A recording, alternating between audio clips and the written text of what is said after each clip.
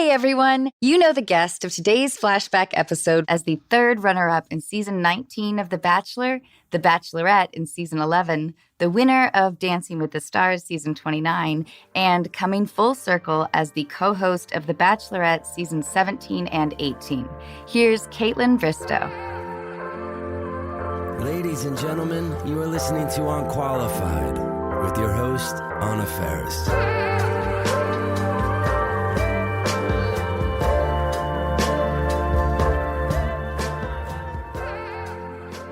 Kaitlyn, thank you so much for doing this. Thank you for having me. Truly, I feel completely honored. Big fan. Love your podcast. Thank you. And I love yours. And I want to talk about that. But first, Kaitlyn, if I had grown up in a hut in Nunavut territory, which, yes. Am I saying that correctly? You are, yes. As a Canadian, all right? Without any exposure to the outside world, how would you describe the hugely successful franchise that you have been a part of? Like the Bachelor franchise? Uh-huh. Okay. Oh my gosh. That is a hard question. Basically, it is a world where you bring in some of the most, beautiful, controversial, dramatic people into one home for all of these women to date the same guy and see who has the best connection. And basically, in the outside world, if you were to take a bunch of couples from the street, the ratio would probably be similar to the success rate of the show, The Bachelor. So you do all the steps of dating. It's just on steroids. So you have the first flirty moments, getting to know each other, having the deep conversations, meeting each other's families, sleeping in the same bed overnight, then meeting your family, and then getting down on one knee and doing all of that. So it's basically how to find a husband. So this took place 300 years ago? This is really a wild world. I am a huge fan of both franchises. But what is also so interesting to me is the environment that's created, the stuff that we don't see, of course. Yeah. But I imagine not having your phone, not having access to the outside world for the first time in your life. Yeah. And having the trophy be a person and the insecurities. I imagine that you have to have some kind of fucking mental survival skills. Honestly, I think I went in at the perfect time because I went through the most rock bottom breakup of my life when I was 26, 27. That was when I started my therapy journey.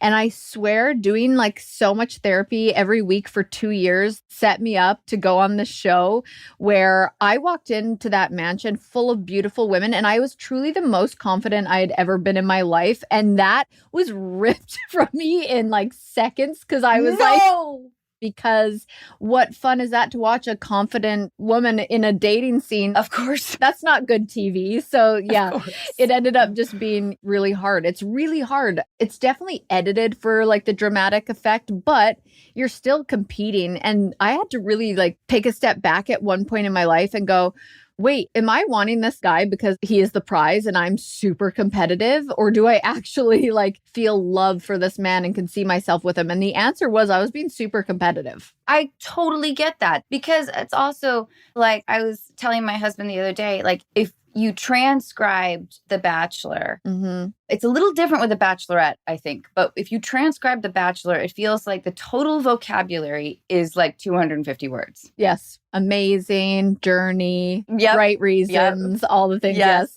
Yes. And the vagary of I could really see myself starting to have feelings for this person. I know. It's we're reading a script almost. It doesn't matter where you are. You could be in Iowa, and Iowa is the perfect place to fall in love. Right. Yeah. Right. So, well, first of all, do you still watch everything? I mean, I think you do because you're embedded. You're our queen. Yeah. Thank you. But do you think that you're a more skillful viewer than the average person? Yes, because not only did I get to go as a contestant on The Bachelor and then be the Bachelorette, but I peeked a little more behind the curtain as the host for 2 seasons. So I feel I really watch from a different lens, and it makes it incredibly difficult because in that host role, I was like, I can't do this because I know too much and I want to save them. And I want to like step in and say like, don't keep that guy. And like, I actually find myself as a fan and as someone that like knows the ins and outs of it. So it's really hard. But wait, so with your experience as the Bachelorette, having kind of like been torn, I mean, not to put it like crudely. Yeah. First runner-up on your season of The Bachelor? Third. Yeah. So there was 3 girls left. And I actually at that point thought, I was like, oh my gosh, this guy's so in love with me. Like he's obviously going to pick me. And then he sent me home and I was like, what? And that's when then they made me the Bachelorette. Did it feel like the blow that we see? Yes. It does feel like that. It's more of like humiliating because you also are having an out of body experience. Like I've been a fan of the show for so long. So to see Chris Harrison walk up and be like, Kaitlyn, I'm so sorry. You did not get, I was like, wait, I'm in that moment right now. I'm that girl. Oh no. And I imagine it's truly like 4 a.m. Yeah. And your feet are like dying. This one, we were in Bali and we weren't allowed to wear certain things because of the temple. So your hair had to be in a bun and you had to wear a sarong and like a blouse. And it was like 2 p.m. and I had accidentally just peed on my leg because there was no toilets and I had to like straddle over a hole in the ground. And I was like finding humor in everything. And then it was like, Kaitlyn, I'm so sorry. You did not receive the final rose. Please say your goodbyes. And I'm like, what? So was like becoming the Bachelorette. I mean, I imagine that is essentially like a coronation. And I imagine that you're treated with a whole different kind of protection, essentially, right? Yeah. Okay, wait, I love it that you're like, no, maybe the perception's incorrect. Well, only the fact that like protected, I always go back and forth with that because I'll never forget one of the producers sat me down one time and he goes, Kaitlyn, our one job is to make you look good and you're making our job really hard because I kept like breaking the rules and trying to break out and trying to see the guys off camera and do all this stuff. So in a sense, they had to protect me as their lead. But my heart and my brain did not feel protected at all. It felt quite manipulated. So it's like this weird balance of, yes, protected in one way, but I can totally relate to that as an actor. yeah, That feeling where it's like you're treated with a lot of fragility because they can't like rock the lead's boat. You'll lose money in production days or whatever. And you want to make sure that they feel good. But at the same time, you feel raw and exposed. Yeah. And if there is something like that, like, okay, we need you to go to the gym. Yeah. Like, we got you a gym membership. Yeah. So you know what I mean? Like, yeah. Right. You almost want, at least at my age, I want more, and I'm able to ask for it now. And I seek it out, like just more direct communication. Yeah. Otherwise, it feels like kind of patronizing. It was such a learning lesson for me because like for you, I'm sure you've gone through so many different phases and like seasons of your acting career and learning as you go and growing and evolving as an actress. And then for myself, I felt like I was like thrown in, chewed up, spat out. And I was like, wait, what? But I've learned so much. So where if I do TV again, I'm like, okay, I would ask for this and I would be like cautious of this. And it was so eye-opening. And I'm assuming you might have felt like that at the beginning, but you learn so much as you go that you're at a place in your life where you're like, I know what to ask for now and how to protect myself. Yes. Like I can now go up to a director and say, like, was I too heavy-handed? Is this moment not mine? Or like, do you want me to do my nails? Yeah. You're like, help me, help you. I got it. Yeah. So, okay, will you tell us about your engagement? Yes. Being engaged for the second time is interesting because the first time was obviously from the show and it was like a whirlwind and I really thought it was going to work and then it didn't. Did you really? Like, I love that. Oh, I really thought it was going to work. That is a heartbreak though. It was. It really was because that show's success rate is obviously not great. And I was like, oh my gosh, we're going to be like a successful story and how crazy that I went through all of this to find the person that I was going to marry. And yeah, just never got up. We were together for 3.5 years. Well, that's impressive. Yeah. But it's also a shit ton of public pressure. Yeah. And like we had both never experienced that before. So it was very new to us. We felt a lot of pressure. It was also like a terrible, shitty foundation to start a relationship on because I've obviously been like dating all these other guys. So then being engaged the second time, I'm like, first of all, I never thought I would get married in my whole life. I never dreamt about my wedding. I was never like, I'm going to get married. I'm totally with you. And I'm now on my third and final marriage. See, there you go. But now I get that. I'm like, that makes a lot of sense. I think there's no shame around divorce, around being engaged the second time. Because I'm like, hey, and if it happens a third, not saying everyone's going to be like, oh God, she's hinting a breakup. But to me, I'm like, who cares? Who really cares? Yeah, I so appreciate that. I'm like, shouldn't I be commended for being like a romantic and getting back on that horse? In my opinion, it is. And I feel like we're just so pressured by, people on social media or certain people that are trying to follow this blueprint. And what if that doesn't make you happy? Why shouldn't we be commended for getting out of something that made us unhappy and trying something again? Like, I think it's beautiful. Kaitlyn, you mentioned earlier about your breakup before you joined the universe. Yeah. But will you tell us about that? Like, how did that end? And how did you kind of get back on your feet? Oh, it was still to this day probably the roughest time of my life. How long was the relationship? It was 3 years. So he played hockey. Oh, athletes. They'll get you. And I still believe to this day that I actually had a good one. I would say 95% of athletes scare the hell out of me. And I believe I had someone that was like such a good person still to this day. And so it was kind of tough because I was at a place in my life where I had to make a decision. I didn't get education. I graduated high school and then I didn't go to college. I thought I was going to dance my whole life. I was like, I'm going to be a dancer and travel the world. And I realized I wasn't good enough to do that. And so I was like, okay, I'm working at a restaurant, trying to make it as a dancer, teaching the spin. And I was like, this is the guy I'm going to marry. So I might as well go with him on his journey. He's a hockey player, so he had to go. And he was like a free agent. So he's getting traded and he's going here and he's going there. And then oh my gosh, he got a bad injury. So we ended up in Germany. And what happened was over that time, it's such a fragile place in your life to try and be deciding like, what do I want? But you're not thinking that way at 25. You're like, well, he wants this and I'll be here for him. And it's like dating an actor in the sense of like the constant uncertainty. Yeah. The stakes feel really high. Yeah. And you're put in a position of caretaker. Yes. And I completely lost myself along the way. I didn't even really have friends because I couldn't speak anybody's language in Germany. I couldn't get a job. He was always on the road. I did not want to ask for money. So I would like get my own little phone plan that like ran out and I couldn't Google things at the grocery store and I couldn't even hear people's conversations because I couldn't speak the language. I was so lonely and I felt like I had nothing to offer and I was a shell of myself. And I remember being like 97 pounds and depressed and like just not okay. And I think he kind of did me a gracious favor by ending it, even though at the time I was like, this is the worst thing that could ever happen to me. Yeah. But I just couldn't live that lifestyle. And he knew that I couldn't. And it was obviously bringing him down and me down. And so he ended it. And I had no money. I had no job.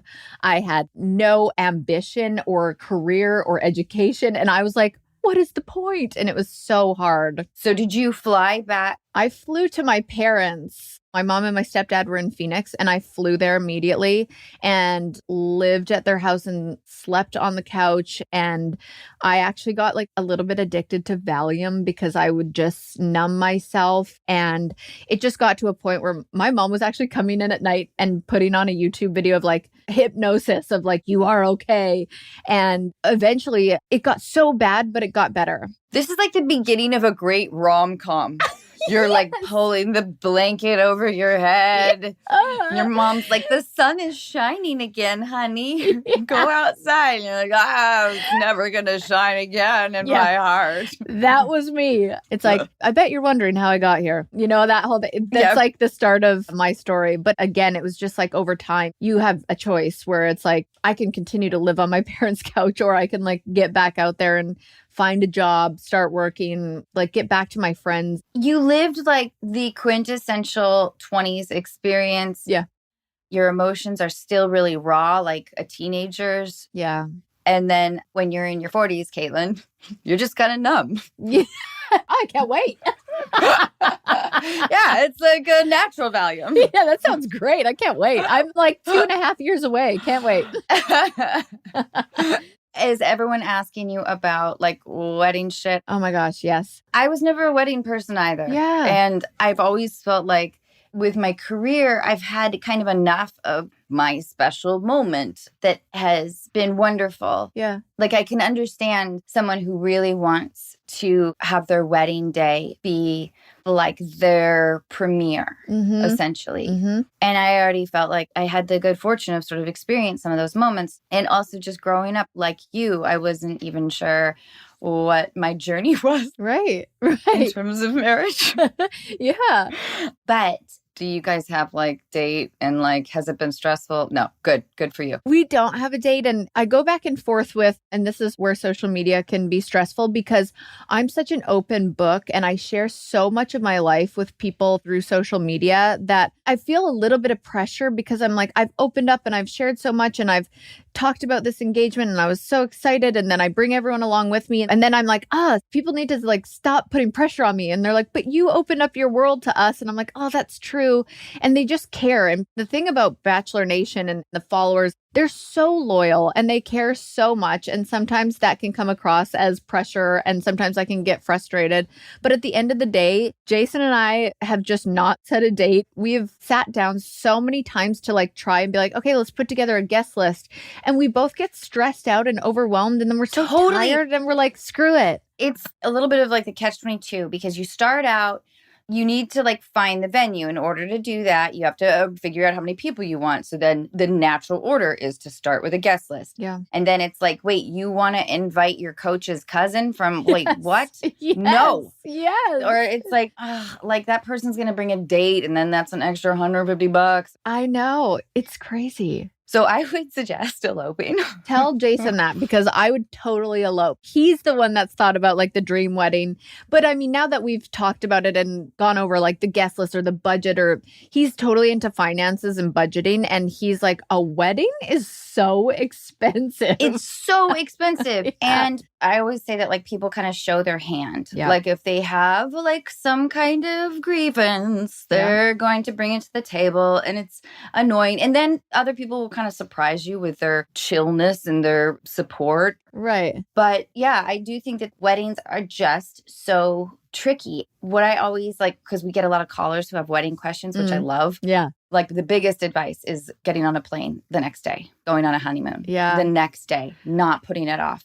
Especially if you have a big wedding or a sizable wedding. There's like that December 26th, if you celebrate Christmas. Yes. That feeling of like, oh, like what now? Like there isn't that thing That's that we're... true. It's like the happiness hangover. Yes. Yeah. Like so many of our conversations have been focused around this massive party celebrating us. Yep. And our future. Yep. And so having that idea to like decompress, something else to look forward to, I just think is really important. I still think, Kaitlyn, if I could plan a wedding for you and Jason, it would be to elope to Tahiti, like maybe do it legally someplace, quietly, whatever, elope to Tahiti and have like a big country ranch hoedown party with everybody. That sounds ideal. And honestly, the longer time that goes on, the more that sounds very appealing to both of us. Yeah, I think this is kind of just for you guys and how you guys want to proceed. So many people are like, if you guys wanted to get married, you would do it. Why are you finding so many excuses? And I'm like, it's not even excuses. It's truly just stressful.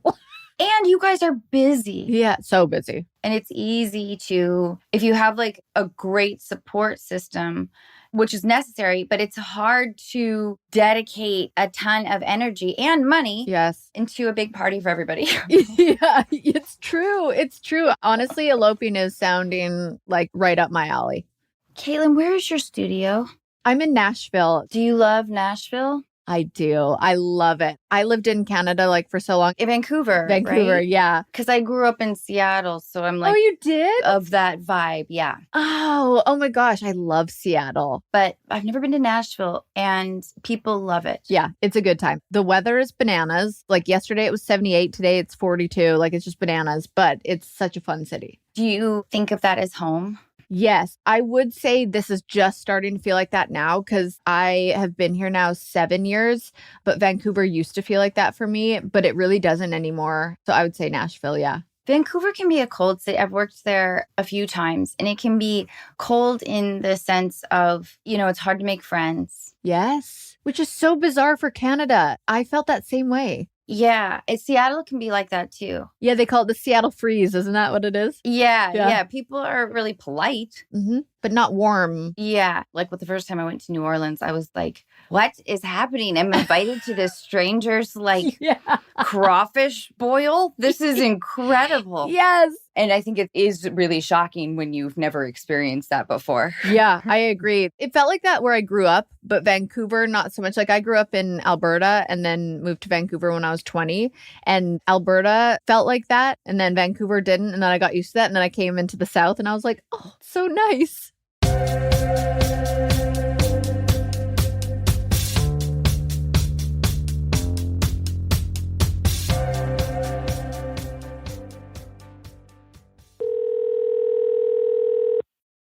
Kelsie! Hello. Hi. I'm here with Kaitlyn, who I really want to be like her new best friend. You are. I adore you. Kelsie, I adore you too. Thank you so much for your letter. Will you tell us what's going on? So I'm looking for some sperm. Well, I want to have a baby. So you are 37. Yes. And you really want to be a mom. Yeah. Which is, listen, there's no judgment at all in these questions. But does it supersede the idea of a relationship? It sounds like it does. Yeah. I mean, that would be ideal, but that's not something I feel like I need. Great. Okay. So tell us your story now that we have a little bit of that context. I mean, I've wanted a child. It was this past year that I decided, because I've always said I want to be a mother, but it doesn't matter how I become a mother. But then this past year, I started to think I would like to have a baby and carry it. I'm also a birth doula, so I'm around pregnant people and babies all the time. I love it that makes you smile, by the way. Yeah. It's great. I just want to create art and help people have babies. That's what I want to do with my life. That's why I'm here on this rock flying through space. And I would really like to do it. I've been in a relationship before where I helped parent a child, and it was really hard, but I really liked it. Do you have access to that child anymore? They're old enough now that we can text. Okay. So nice. Occasionally we text, they're old enough now. Okay. But yeah, that was hard. It was a while ago, but that was hard. I am single. The pandemic did not help with that at all. You're not alone? And I am trying to get back out there, but it's hard to meet people.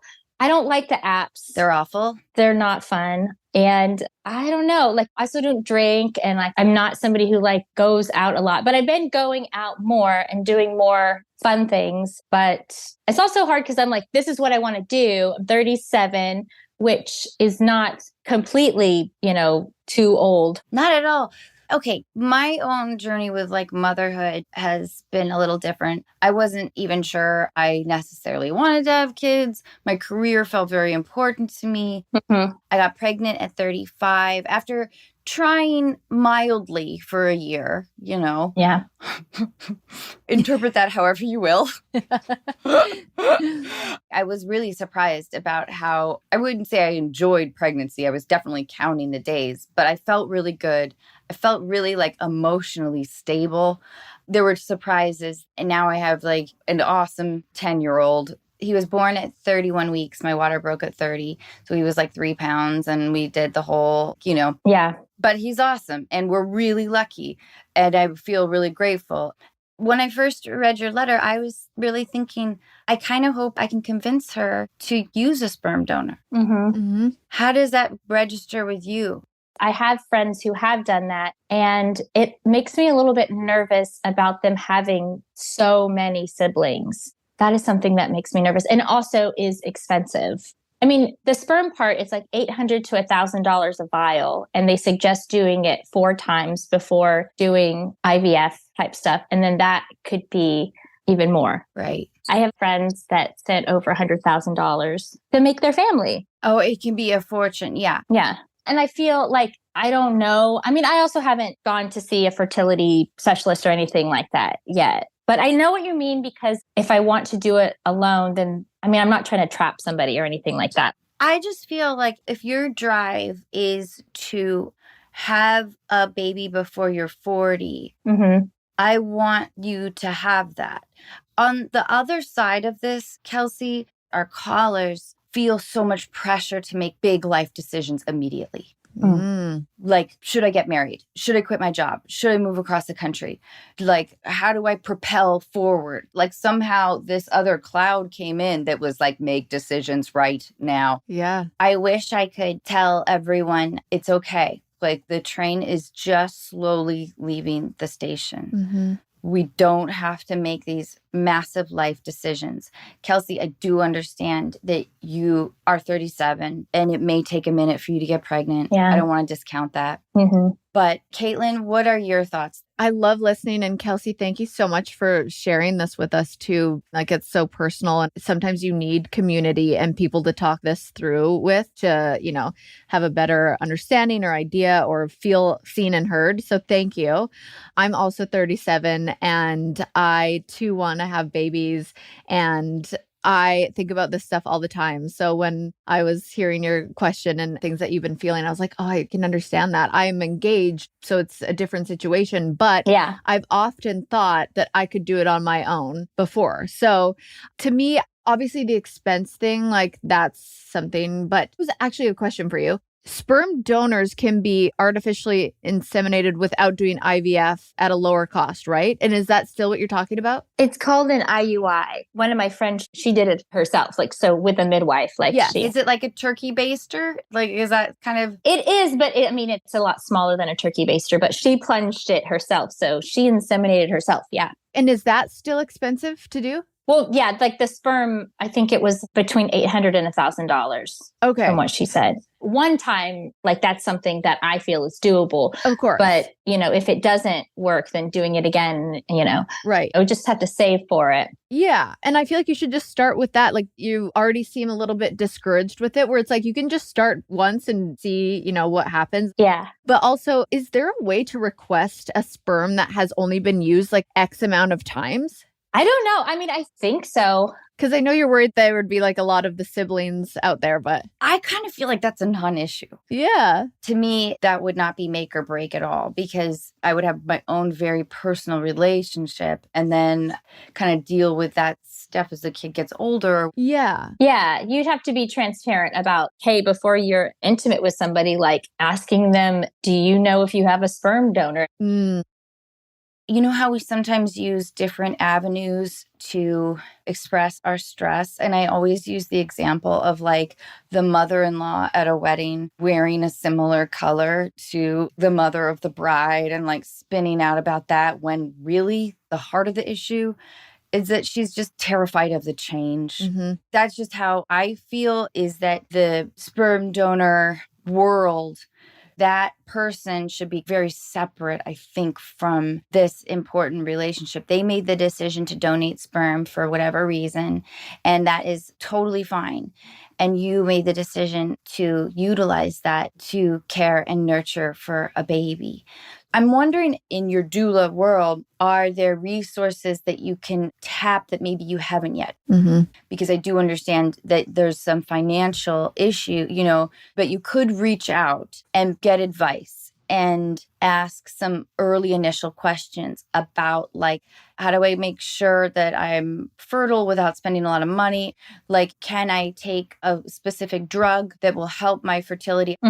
I took a drug that I can't remember what it was, but it's been used since like the 70s. You take it at specific times during the month. There's like a 50-50 chance, this is what my doctor told me, that it actually works. Or maybe she said there was a 50-50 chance that I was going to have twins. Oh, it starts with a C. Yes, it does. Yeah. Yeah. Which I think is relatively inexpensive. Maybe in your world, like, is there anyone you can think of with that kind of resource that you could cold call and say, this is something I really want to think seriously about? Because the finding a partner is a whole different thing. And it sounds like your focus is you want to experience motherhood. Oh, yeah. There are people, definitely. I mean, this is something that I've just started to talk about. And then I was like, well, a podcast is a really good way to like let everybody know that this is something that I actresses. start with a podcast and then talk to a medical professional. Definitely. Well, you never know what doors that could open. That's what I was telling my friends. I mean, like one of my friends was doing something somewhere and was telling somebody, and then they were like, I think I want to, have a child, but I don't have and so she was like, let me know if you want to talk to this person. And so, I mean, I'm like, maybe that way, Why but I'm not? also like, I don't know. I mean, at this point in life, it feels like at least go have coffee with this fella, maybe. Yeah. If he wants to have a no strings attached baby with you. Or it's like if they want to like co-parenting with somebody that's not like you're in a relationship with. But even people who are married don't know how they're going to co-parent until they're a parent. And they're like, yeah, they're a couple, but they have very different views and ideas. Yeah. That is common. I think that is the majority of people. But yeah, no, I do have people that I can talk to about that. And I'm not totally against a sperm donor. I just was like, that would be a lot easier to just get pregnant by having sex. But that even hasn't been anything that's been happening very much. So I'm like, where is everybody? Do you live in a big city, Kelsie? Mm-hmm. I live in Nashville. Me too. Oh my gosh, hi. There's something so kismet here. Also, one of my best friends is a fertility nurse, and I would love to even just have you have a conversation with her. Oh my God, this feels like getting chills. This is some weird, like, I feel like we were all supposed to have this conversation today. I'm getting a little goosebumps. Yeah. But Kelsie, you know what's interesting about, this is amazing. But what's also interesting about this, Kelsie, is that I was going to ask about your socialization right now. And I'll put this in context in terms of me. I quarantined hard. Oh, yeah. I did not see anybody. I puzzled my ass off. I was like, I don't need to act anymore. I'm going to knit hats for a living. Like my very few friends, because I'm the kind of person that has like 2 or 3 really close friends and now Kaitlyn. I was like, me too, and now you. Yeah. But when I first started, even just going to the grocery store or something, all my interactions felt really awkward. Mm-hmm. And I felt like people were looking at me with like quizzical eyes. And I internalized that as like, God, I must have just said something really odd. Did I forget how to talk to people? Yeah, totally. I work at a health food store. And so I didn't get to like hide from people. So I was there out in the public. Okay, good. So you didn't have that problem. But the people you're seeing every day aren't the people that you care about that are I care about them as humans, but like your people. So sometimes you get full, like, I can't do anymore, but you're like, I didn't get connections today with like my people. But I've started to do more stuff. Good. Like improv stuff. Cool. So like just getting out there and participating more in that community too, because it's really fun. I used to act in lots of stuff, but I focus more on birth work now.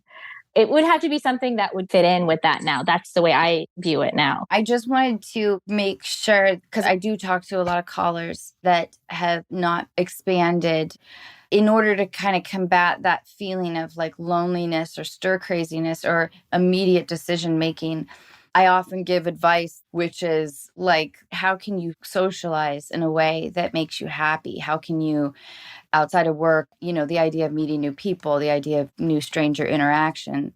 But it sounds like you feel good on that front. Oh, yeah. I mean, I wasn't seeing anybody for a while, and then like having like more depressive time, then you don't invite people over, that kind of stuff. And you're at a raw time right now. Yeah. But I have been going out and doing stuff more. Good.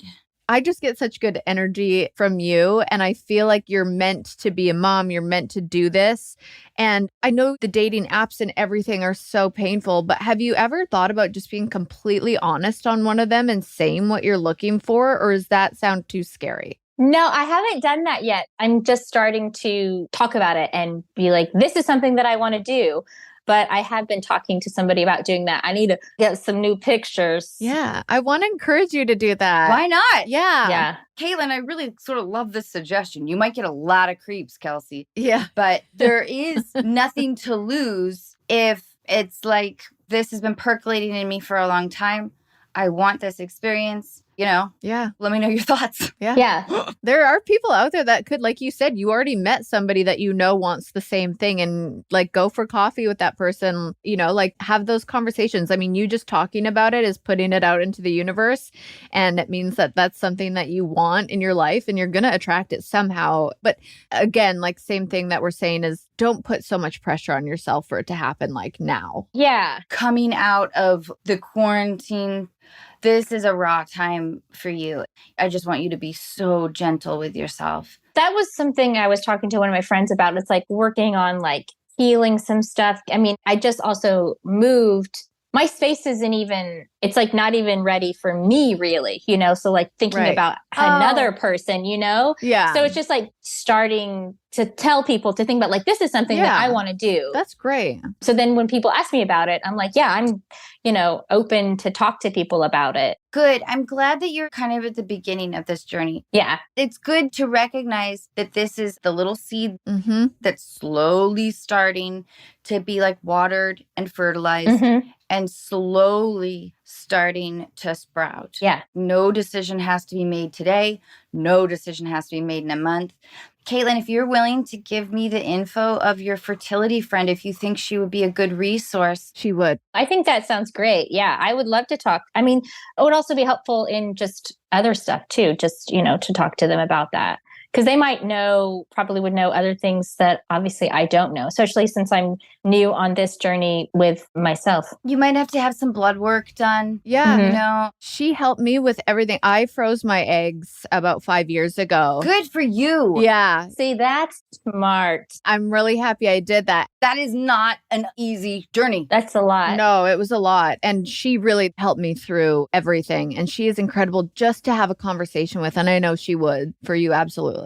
That's so nice. Yeah. And we can just start it slowly. I totally agree with you with that. This is the very beginning of it. And my mom didn't have me until she was 38. She had my brother when she was 39. And I also am glad that I haven't had any children yet because I'm in such a better space than I was in my 20s. Yeah. Yes. Timing is everything. 100%. I felt that way. Yep.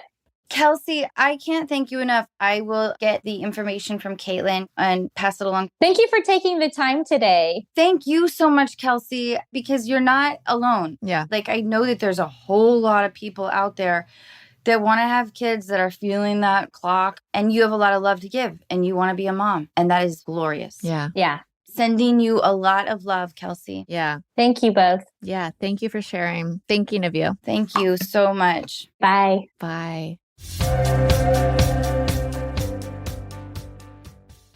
What a sweetie. Kaitlyn, I'm just really so grateful that you came on the podcast, and I really, really want to be your friend. Yeah, well, we are friends now. Good. You're stuck with me forever because I feel the same way. And I'm just so grateful that you had me on, and I loved this past hour. I just feel a kinship with you. I feel like a bit of a nerd because I'm like, I can't stop smiling. Like, I agree. I'm so grateful for you. So thank you. And Kaitlyn, thank you for being so generous to our caller. Oh my gosh. I mean, that was like an extension above and beyond. When people show up so authentic and raw like that, I feel so much connection to people that do that because I don't find that very often, I guess.